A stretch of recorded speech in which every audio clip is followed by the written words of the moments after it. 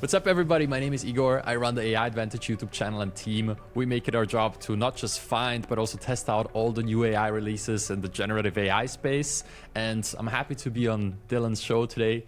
Okay, let's talk about education. So what's your thoughts on ways you could imagine the future of education going? I mean, you are working with these models and you're probably learning at times the answers to questions. And does it feel different than the way you went to school? Does it give you some kind of intuition into what children born today might grow up with in terms of like avatar friends and learning everything from memes to socializing to the skills they need in life to be productive?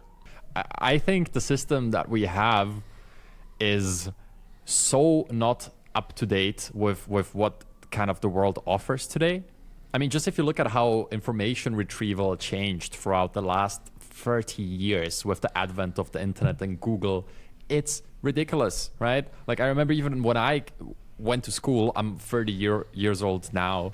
So when I was like 12 or 14, or 15, 17 years ago, my teachers told me that you're not always going to have a calculator in your pocket, right? How did that turn out? I know that's one of the memes in this space, but like just that way of thinking is so antiquated. I don't think we're going to be in a world where you're gonna like lose access to technology and calculators and smartphones anymore, right? I think we're kind of past that point. That seems to be clear. And if that's true, then the same thing will be true for generative AI technologies and all the future developments. So they're here. That's not changing. The school system right now and the education system right now has been set up for a pre-internet world, right? And without going into the whole too in depth into the whole like education discussion, because there's certainly a lot of points to pick apart there, I can tell you this: within our community, there's a subset of academics that focus on generative AI usage in universities for both learning and teaching. And the one conclusion that we arrived at in our like first like meeting is just from and we arrived at it from 10 different angles. It was really interesting, but basically, if you're blind to these developments, and if you're kind of like blinding yourself and ignoring them, if you're engaging in willful blindness towards technology, up until now you got by somehow. It kind of worked, right? You could prefer using a lexicon over internet search. You could prefer, doing calculations manually. But this point in time, with generative AI getting to this point, it's kind of over.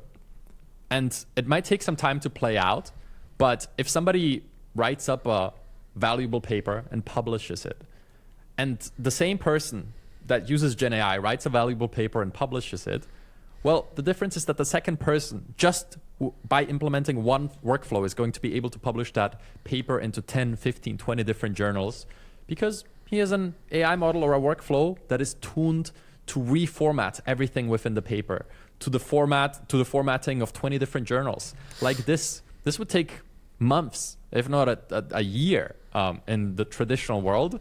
And the technology user now has such a big advantage just in that one single use case. And there's dozens of these use cases. We're not even talking about AI tutors and all that stuff. But I just think the gap has been so small that you could ignore it up until now. And now with the advent of Gen AI, I think it just opened up big time. And I don't think this is ignorable anymore. And I think within the next 2 to 3 years, I think it's going to shake up traditional education more than we can think. That's my opinion. The idea of something like ChatGPT being smart in so many domains has also kind of blown my mind, because, throughout my life, sometimes I'll go to a mechanic for a car problem or a doctor for a medical problem or something. But there's certain times I've noticed where it seems to bring in information in a way that maybe no human could, or very few humans, or like it would have to be a very unique person who had studied these exact weird things and then be able to make those connections, and I know that that's going to keep growing, because I sometimes when I'm like going to sleep at night, my leg will twitch. It's called like restless leg syndrome. And I've talked to all sorts of people like, oh, what is it? And it's like, oh, it's like an iron thing. It's connected to certain this or that. And then one time I was playing with the ChatGPT 4.0 model, and it was like, oh, like there's this one line of ancestors that it's more common in. through Scandinavia, which like I am Scandinavian. And I was like, oh, is there like a genetic component to this that nobody's ever told me about? And then by the time I dug into it, I found it. But it's like, I don't think any doctor who's ever studied it really dug in that deep to just be a GP, you know? And it's like, I just love that it could go find things like that. So is there, have you ever had a moment where you're just shocked about its like breadth, I guess, to knowledge? Yeah, all the time. And I'll say actually that ability, that multidisciplinary knowledge is one of the main brainstorming techniques I use all the time.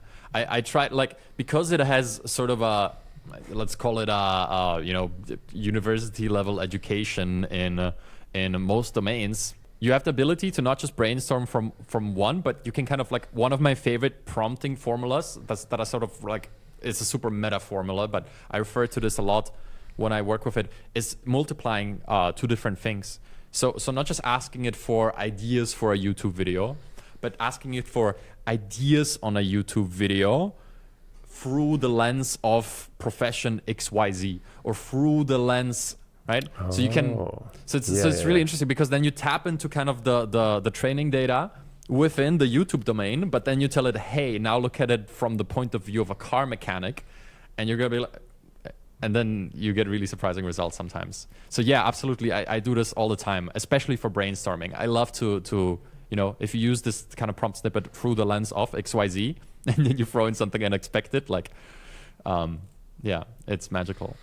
What do you think people can learn today? What kind of future do you think that leads to, and what kind of skills will be needed in the future? Today, if I had to name one job that is affected the most, it's marketers.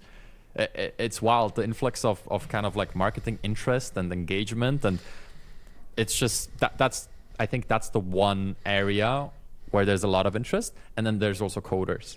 Obviously, you know, the like working with code in 2024 requires some level of AI integration. So those are the two main things that come to mind today. But then beyond that, I think it's really a spectrum. And the spectrum goes from jobs that are very formulaic all the way to jobs where every decision is a one-of-a-kind, intuition-driven, more like where feelings come more into it rather than a rational formula. And I think that's going to be the spectrum we'll be moving along over time. How far can we get all the way to the, you know, more intuition-driven jobs?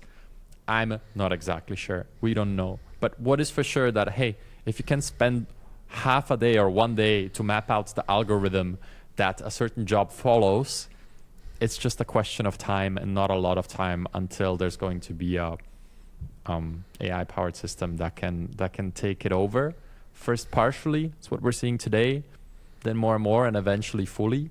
So that's kind of, I think that's the best lens to look at jobs through. How formulaic is it? Can you map it out in a day and write SOPs for every process? Or what's the kind of coding landscape look like right now? It depends on exactly what your task is, but somewhere from a 2 to 3x multiplier on speed of development, I think. I think Sonnet has been a big shift, and I think if we get something like O1 with the capabilities of Sonnet and the context length of Gemini 1.5 Pro, I think that's when it maybe goes up to a 4 to 5x multiplier. But end-to-end software implementation, hard to say. Really hard to say. It might be longer than people expect, because the last, like, putting it all together is way harder than just generating the code snippets, which it does now. So, you know, solving some of these like easier problems on this end of the spectrum with just generating code snippets that work, I think that's pretty easy to train for and to fine tune for. But in the end of like compiling millions of tokens of code that actually works together and compiles, I think that's a whole different ball game. So my intuition would be that we might just be surprised by how long it takes for the entire process to be end-to-end automated. But certainly building things now, we're kind of at this interesting sweet spot where people with very little experience can do a lot of damage very quickly. Whereas 2 years ago, that was just not the case. Are we at a world now where, say, a teenager has this idea for a cool video game with like a certain kind of character, maybe something not that crazy like a side scroller or something kind of that he's seen before, but could be his own game, like his own. He could build a world, his own graphics using diffusion models. Like, is that possible, or would that just kind of still be out of reach? Gen AI just makes building a side scroller easier, right? It generates a lot of the code snippets. It can create the textures for you. It can speed up a lot of those processes. But like, we're in a world where building a side scroller for a teenager is not out of reach at all. Matter of fact, if you look at the influx of Steam games, you can exactly map the advent of these widely accessible and free game engines like Unity and Unreal Engine to kind of the influx of new games in the space. So you can do that without Gen AI, and Gen AI just accelerates it. Did you see Tim's video, by the way, on the Doom thing, or anybody covering the AI Doom? Oh yeah, absolutely, game? Absolutely fascinating. What were your thoughts? What were your thoughts on what DeepMind achieved there? Yeah, so I think actually generative game engines are like the number one most interesting thing in the entire Gen AI space to me, because it's like, because I think it's the dream that many of us kind of have. Everybody who's seen Ready Player One or anything in that direction, that's the ultimate thing, right? World generators, not just, that's what Sora kind of teased, and that's why it captured so many people's imagination. I think Doom is like the example from DeepMind with Doom is kind of the very first look at what it could like if everything is just generated in real time, the very second as you experience it. I think that's a whole different level from, draft me an email for my boss type of usage that we have today, right? Generating worlds in real time, based on custom context that it might take in from cameras or neural links or whatever it might be. I think that's the ultimate level. So it was very exciting to see it, and I hope it progresses. But it, like, to train these things is like insane. But then, in some sense, I guess there is a way where if it's generating all the time, it's like the top end of how big it is probably the top end of how big it is, because it generates everything after that. So the games might not become like hundreds of gigabytes big. They'll just become computationally heavy on, like, it may hopefully like a single RTX or something, and then you can like play it, and then you can just play it infinite, and it'll just like, there'll be no DLCs, there'll be no updates. It'll just be like, just generate, maybe learn, maybe have memory states or something. But yeah, it's a fascinating way to think about how games might be played in the future. Yeah, I agree, and I think like the funnest thing to me there is if it was a multiplayer experience, if it was like a social experience where you get to kind of share that environment, because just like life, like no matter what you do, there's only so much fun and joy to be had in this world if you're kind of navigating the adventure solo. So I think it'd be really interesting if we get something like that, and then you can kind of like pull up with your entire squad. What about language translation? Have you played with some tools? Do you feel like we're at a point now where there is AIs can like create a universal language for us, and basically like in real time, if somebody talks in Chinese and or like in Mandarin and English and Spanish all at the same time, it could just kind of get people talking, so we could maybe broaden the way that the world communicates?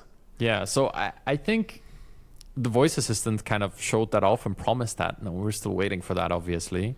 I think today there's no solution that I personally, that I've seen, that I would want to use on an everyday basis.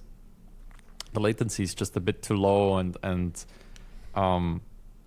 sometimes the quality of the translation is not entirely there. But I think voice assistant kind of teased the first version of this that could work, where you just pull out your phone, you turn it on, and then live you're translating.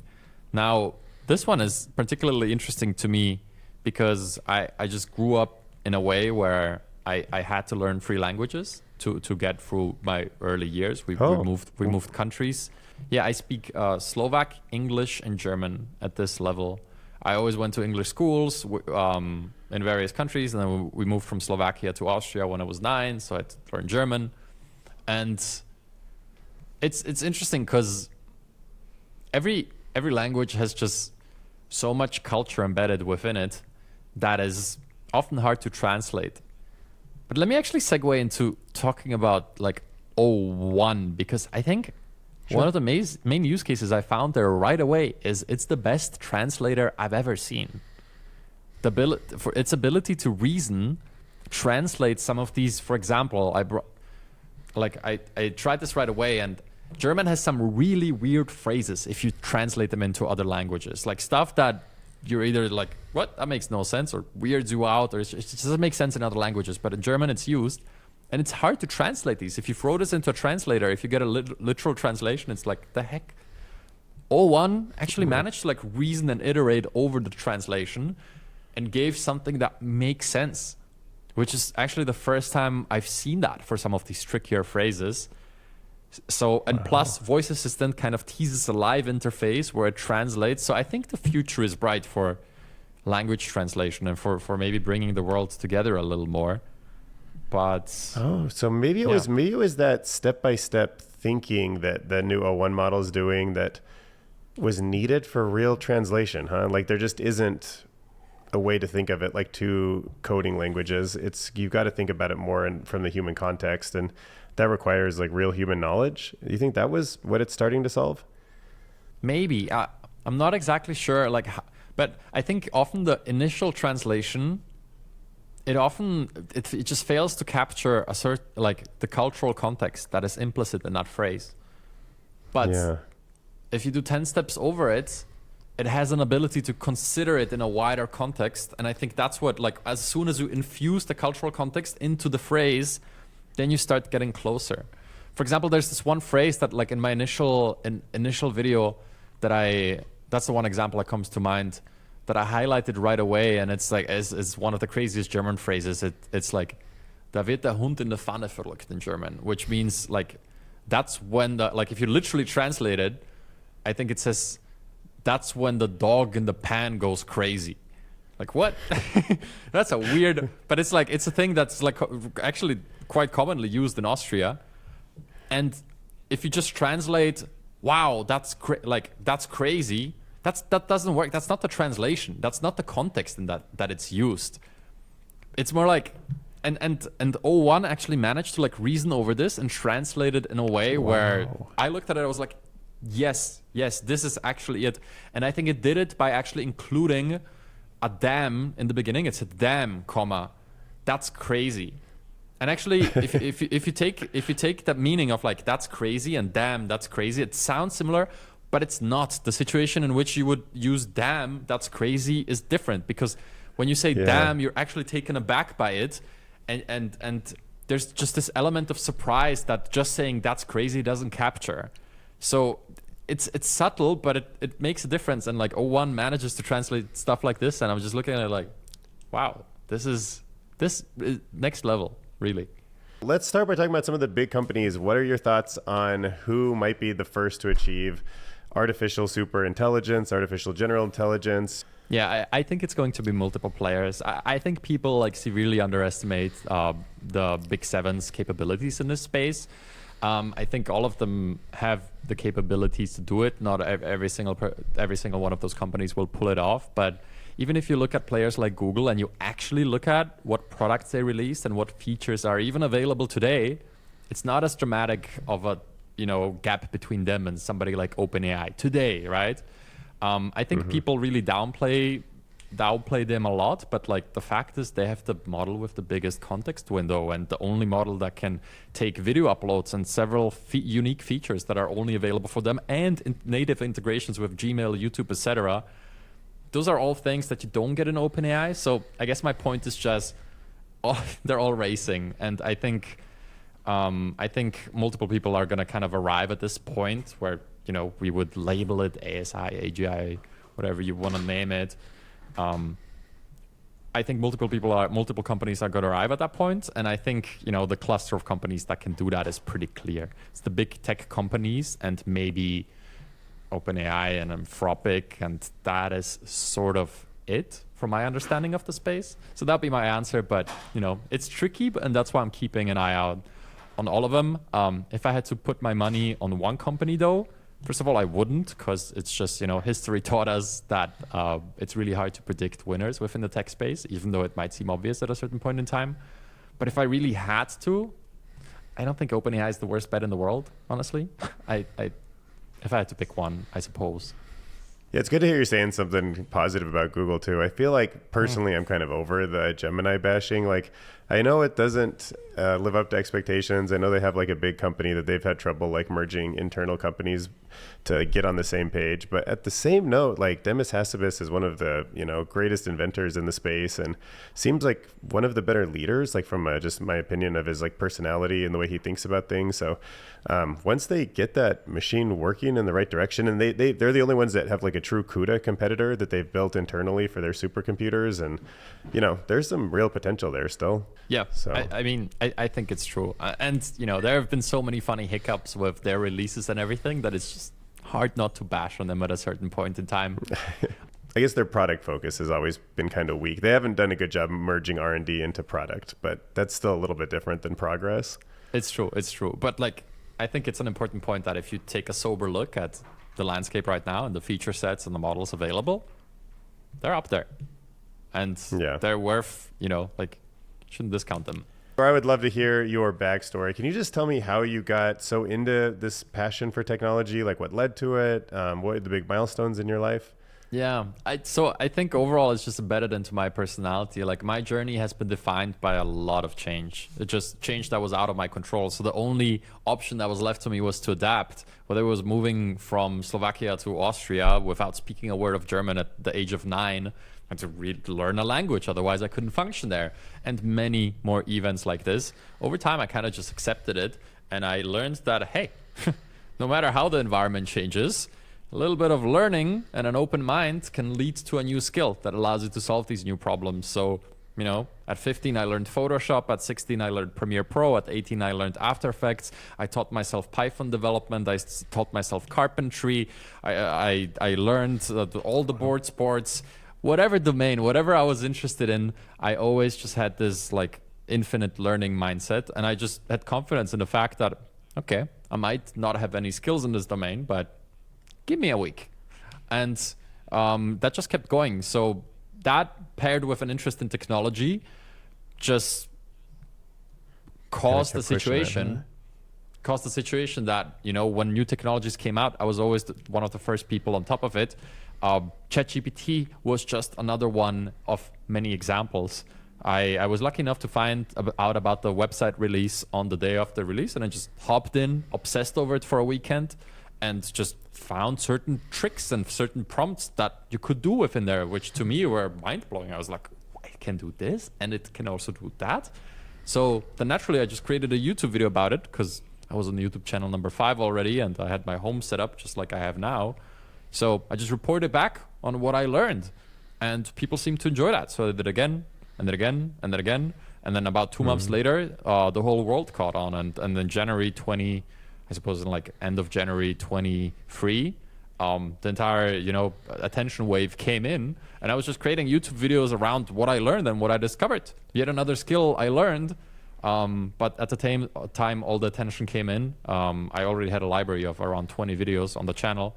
So yeah, it was that's kind of the backstory behind it. So just infinite learning and infinite curiosity pairs well when it comes to new tech releases and teaching them back. Yeah. So it was because of your family life that you were kind of like bouncing around in these different countries, right? And that was leading you to maybe being more like, how do I make money doing things digitally? Is that part of it? Because you threw in carpentry, and I was like, oh, okay. Did you have like a real world desires to go in that direction too for a minute, or how did that all fit together? No, I'm just saying, like I was just always very curious in new skills, and my career before this was a video production. I ran a video production business. First, I was a freelance videographer, and then I built a small video production business.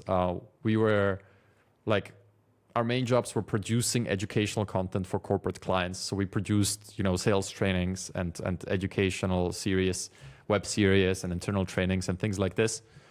So that was really the main career, and everything else was kind of a side mission that I just enjoyed. So, carpentry and gardening were 2 things that I just picked up as COVID hit, because I had a terrace and it was, unarranged and not very pretty. And I was like, okay, I kind of always wanted to do this. I just bought some power tools, started looking at YouTube videos, figured it all out. And then the second I finished the whole reconstruction project, I kind of like moved on to the next thing. And same story with all these technological skills. It's just I got used to learning, and I loved learning so much that when I ran out of things to learn in the video domain, I started switching to development, carpentry, and other challenges, because there's only so much you can learn about video production, live streaming, audio, video, and stuff. So that took a good 5-6 years, but then I kind of moved on, and yeah, Gen AI is one of the things I stumbled upon. Like, I can imagine you picking up ChatGPT and being like, teach me something. Like, what's my next skill? Tell me something interesting to learn. No, I feel like that kind of lifelong learner type person. GPT in Concrete was like the most amazing, because it kind of like, it was a steroid for everything else you did, right? Like, because you can use it as this assistant to kind of like boost your output in all these domains. So like, one of the first things that I threw at it was like video production related stuff. I was like, what? Are you kidding me? Like, I spent all this time brainstorming ideas. I spent all this time coming up with drafts for scripts and storyboards. What? I can prompt for it now. I can include the target audience. I can include templates of my previous storyboards that I have all stored. What? That's amazing. I mean, even at that point in time, I had a 70 terabyte server at home for the video business. It always made these noises. It was a noisy little server, but like all the data on there allowed me to, just start like pulling out templates and uploading things into ChatGPT and just being like, wow.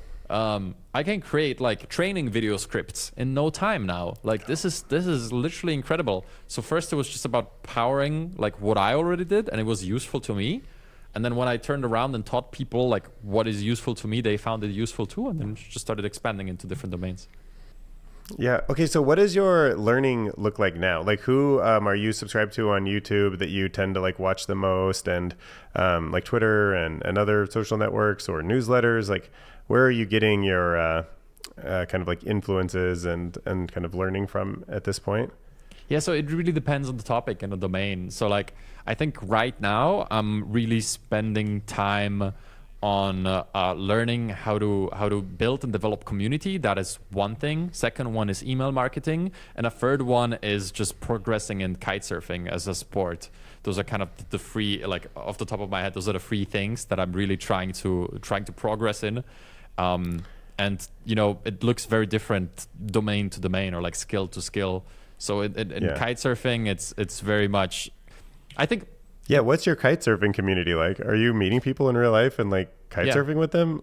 Okay. Yeah. Also, cool. so like I moved to Lisbon last year, and one of the main reasons was like, hey, my life is only defined by work, pretty much.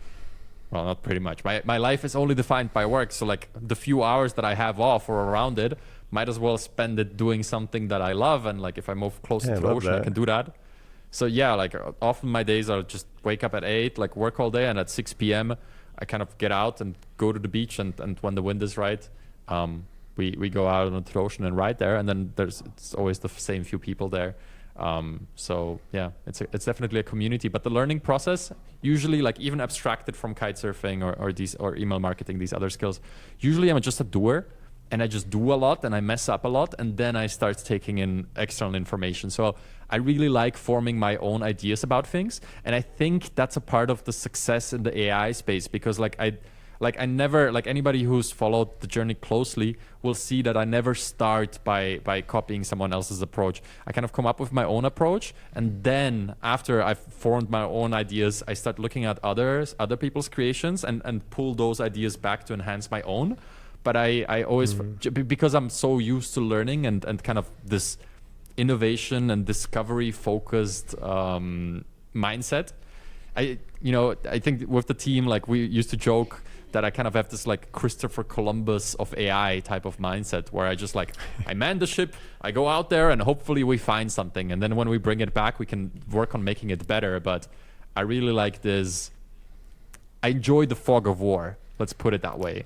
Okay. And that seems to be useful in a domain that is not very well mapped, just like Gen AI is. Yeah. It's, so many people seem like they struggle with just finding the energy to do things, right? Like, it's cool that you're like a natural doer. I have moments, but sometimes I find myself like trying to talk myself into things or using little hacks to help. Have you learned anything about like productivity and AI, or like have you ever used something like ChatGPT to motivate you or get you excited? Yeah, I think it's a good question. And look, I think there's a certain psychological makeup that can really like prevent you from functioning like this. But overall, if I had to, what I'm trying to do with that is super individual, right? So like productivity tips, no productivity tip is going to apply to everybody, except the one that I can really think of. Like you got to start keeping track of energy expenditure, not just time expenditure. A lot of times people say, hey, I don't have time for that. But what they really mean is I don't have energy for that, because we all have the same amount of time, right? And I don't think that's a limiting factor. A good example that people always bring up is like, hey, you know, like Elon runs the companies that he does, and he has the same amount of time as you, and you can't even, you know, like bring out the trash or whatever. And it's true, it's true. And but that's because of like energy management, and that's where all this like productivity advice comes in, as in like, oh, follow your heart, follow your passion, all that stuff. Because like at the core, what that says is, hey, if you're going to be doing that, you're not going to be drained after doing the tasks. You're going to be energized, and you're going to have more energy to invest it into other stuff. So I think if I had to give a practical tip, I would say, you know, take inventory of the activities in your life and how they affect your energy levels, and also like your relationships and your emotions. If you can keep track of that, you can figure out which stuff is drains you, and which stuff actually adds to your activity. And I can tell you with kitesurfing, for example, if I go out there on the ocean, I spend 90 minutes in the 2-meter tall waves with wind that has you know, families running away from the beach because they can barely stand there. That's a physically demanding activity, right? Like straight up. But I come home with 3 times the energy levels as I left. Like I need to travel, I need to set all the stuff up, I need to go out on there on the water and, you know, fight for survival. But I come back with more energy, and I love recording after it. I love, you know, engaging on things that take more energy after it, because it adds to me. So you just got to find out what makes you tick. What are your thoughts on how smart it's getting in terms of like privacy? So we have these models that can be so intelligent, like PhDs telling us about things and remembering things. Like, do you ever get worried that they're remembering too much, or do you have kind of thoughts about how much you want to give access to the models? Like, do you open up your Google Docs to Gemini completely and like let it sort through all aspects of your life, or like kind of where are you drawing the line with privacy, and what tips do you have for people? Yeah, so I think my perspective, for me personally, in the position I'm in versus the typical user, is going to be very different, right? Because I put myself in this position where I made it my job to experiment with this stuff and to find the novel, interesting, and niche use cases. So I just throw everything at it, yeah, with a complete disregard for like, you know, much personal privacy. Because I like to experiment, but that's coming from a completely different angle than most people come at it, right? So it's a tricky question for most people, because it's a similar question that I don't think has been fully answered up until now, is like, how much info do you put on social media, right? Do you share your friend and family and kids on Instagram, you know, or you don't? Do you share your kind of fears and negative emotions on social media, or do you only stick with the glamorous parts of your lifestyle? It's a question that everybody has to answer for themselves. I think if you want a practical answer, then and if you really want to be safe with Gen AI and you know, make sure you don't have any regrets in the future, I would say if you wouldn't post it on your public Instagram profile, don't put it into an LLM. I think that's the safest bet. Certain tools like Recall and I forgot the Apple equivalent, but it's like screenshot of your screen every, you know, a couple times every second for a year would probably allow it to eventually do everything you need. Like, you know, if I'm troubleshooting this recording or I'm sending an email to anyone, I guess it would have to know everything about like what app I open up and where I move my mouse cursor and who I talk with. So it just feels very vulnerable to have every second recorded like that. But then that would also make me the most productive person in the future. So I kind of struggle with that. It's true. My fear with that is that my intuition with that is I think there is going to be a point in time where a lot of people are going to, you know, regret giving away too much of their digital privacy too soon. Because it's just, you know, the fact that the data is the new oil of the technological age is pretty much undisputed. So if that's your most valuable assets, then giving literally all of it away, every single screenshot, every single click, if I had to put probabilities on that becoming a problem in the future, and compare that to the productivity gain that you might gain by having an AI, help you on every move, I'm more on the side of avoid the recall feature. that's what. Interesting. Yeah. And Yeah. partially because you're thinking of it as a valuable resource you could leverage later down the road. And also once it's out there, you might not ever get it back if you make a mistake early on. Yeah. So the examples that I refer to that I test with are always quite controlled, right? What I upload to Claude, what I upload to ChatGPT, I make this decision, and I don't mind giving it my expenses for the last 3 months, right? I'll be okay with posting that on social media. I don't do it because I don't see the point, but I'm not scared of posting that at all. But literally sharing every single second on my computer, showing every single YouTube video I watched, every single stream I put on, every single workflow, every single meeting, every single call with loved ones, that I wouldn't want to share, right? I don't want to publicly share the calls with my mom. That's a decision I wouldn't make. And if you run this recall feature, you're kind of making that decision. Kind of making it, yeah. Yeah. So let's talk about some actions people can take. I know you cover a ton of these on your YouTube channel. So what are actionables that can make people adapt to this changing environment? Yeah. So environment is changing, just like you said. I think that's kind of undebated, right? Is AI the next frontier of technology? That's also sort of very much agreed on by everybody. Now, what can you do? I think the number one thing is just at least be aware of what's happening. I think if somebody's watching this content, they've already expressed the right type of interest that can only help you in the future, right? I think that all the change that is already happening and will be coming is going to be so disruptive and so massive that, in many walks of life, you're just not going to be even able to do anything. But at the very least, keep your eyes open to all the change. Be aware of it. Don't be ignorant towards it. And maybe you even have a chance at affecting somebody's awareness of all this technology in your environment. Maybe you can kind of bring up, hey, look, grandma, there's these fake robocalls that are happening. Check out this little example. Maybe you can educate them. So I really believe that more information equals better outcomes every single time, and especially when it comes to massive change like this. So on a more concrete level, what can people do? I think just following content and creators like us is a fantastic step in the right direction. But then obviously that's only taking in information.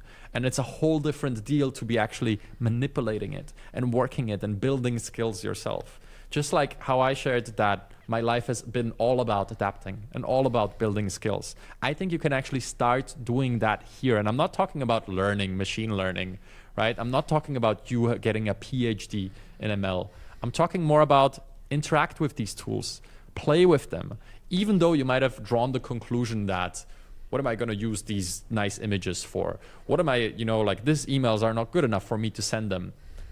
You might be surprised by how many use cases there are out there where it makes you 30% more efficient, where it makes you 50% more efficient. Heck, even 10% is a win because this is the worst these tools will ever be. And I'll just say this, all of these skills, they stack. If you you need to learn how to craft a basic prompt to progress, to learn how to craft a more complex, more specific prompt. You need to learn that to understand how to build a personalized assistant. You need to understand the building of personalized assistants to learn how tooling will enhance those personalized assistants.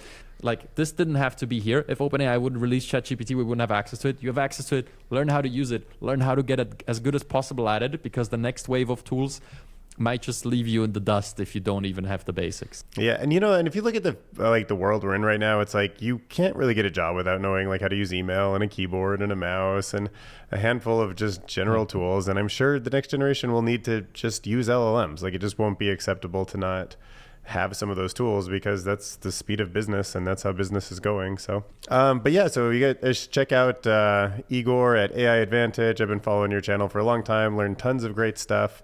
And I appreciate you taking some time to just chat with me. And thanks, Dylan. It was a fantastic conversation. One last thing, if anybody wants to learn more, you can just check out myaiadvantage.com. We have a free newsletter. That's a great place to get started. And yeah, it was a pleasure chatting to you, and best of luck.